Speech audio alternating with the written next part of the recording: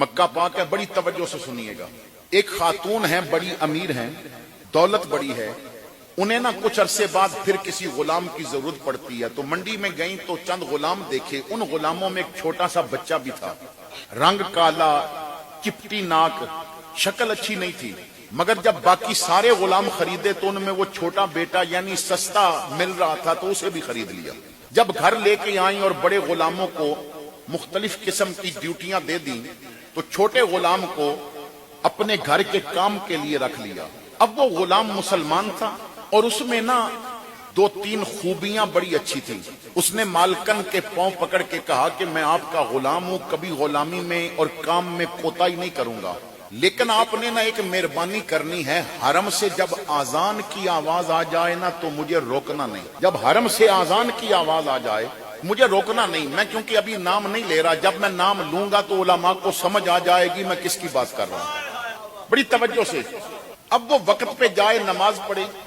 ایک دن وہ نماز پڑھنے گیا تو نماز کے بعد بتایا گیا کہ آج عبداللہ ابن عباس حضور کے صحابی آ رہے ہیں، وہ قرآن کا درس دیں گے.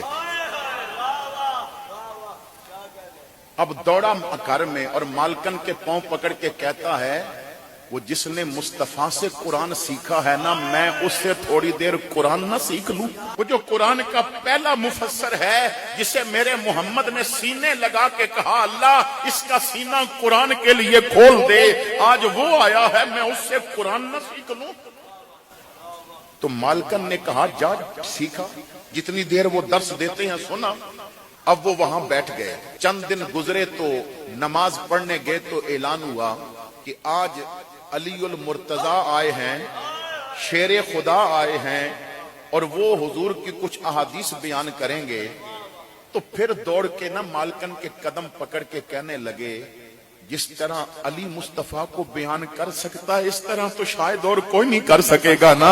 مصطفیٰ کے گھر میں بیٹھ کے علی نے پرورش پائی ہے، اجازت دو میں تھوڑا سا علی سے بھی دین سیکھ لوں.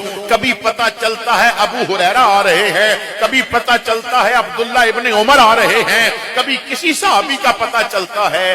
اب مالکن نے شوق دیکھا ہے غلام میری خدمت بھی بڑی پابندی سے کرتا ہے، لیکن نا اسے قرآن سے بڑا پیار ہے، اسے حدیث سے بڑا پیار ہے، اسے دین سے بڑا پیار ہے.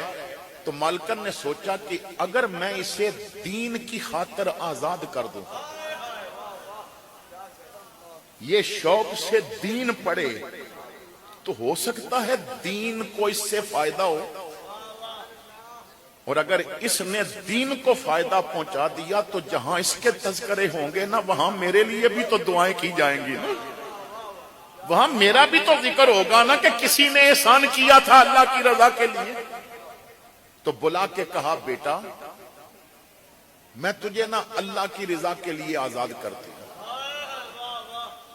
اب تو میری خدمت کی فکر نہ کر، تو قرآن اتنا پڑھ کے حضور کے دین کی خدمت کر سکے، تو حدیث اتنی پڑھ کے مصطفیٰ کے دین کی خدمت کر سکے. لیکن ایک بات یاد رکھنا، آزاد تو کر دیا ہے مگر میں تجھ سے لا تعلق نہیں ہوں. تجھے جب بھی کپڑا ضرورت ہو نا تو میرے پاس آنا، کھانا ضرورت ہو تو میرے پاس آنا، میں تجھے نا ماں بن کے تیرا خیال رکھوں گی اور تو مصطفیٰ کا دین پڑھ. اس نے کہا مالکن صرف ایک بسترا دے دے، 1-2 چادریں دے دے. پھر وہ بسترا اور چادر لے کے سین حرم میں آئے اور سین حرم میں ایک کونے میں اپنا بستر بچھا دیا. پھر تاریخ کہتی ہے 20 سال وہ حرم سے باہر نہیں گیا. 20 سال سوائے قضائے حاجت کے، سوائے ضروری معاملات کے، وہ دن کو بھی حرم میں، رات کو بھی حرم میں. اب اس نے اتنا قرآن پڑھا کہ قرآن سینہ منور کر گیا، حدیث اتنی پڑھی، فقہ اتنی پڑھی کہ پھر حضرت عبداللہ ابن عباس ایک دن مکہ تشریف لائے تو کسی نے مسئلہ پوچھا تو فرمایا لوگو عطا ابن ابی ربا کو میں نے تیار کر دیا ہے، اب مجھ سے نہ پیچھا کرو، اب اس سے پوچھا کرو. अब मुझसे न पूछा करो, अब इससे पूछा करो, इसलिए कि मेरे सीने में जितना कुरान का इल्म था मैंने इसके सीने में दे दिया है।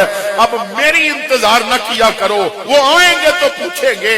मैं तुम्हें तसल्ली दे के जा रहा हूं, ये जो बचा बताएगा समझ लेना वो इब्ने अब्बास ने बता दिया है।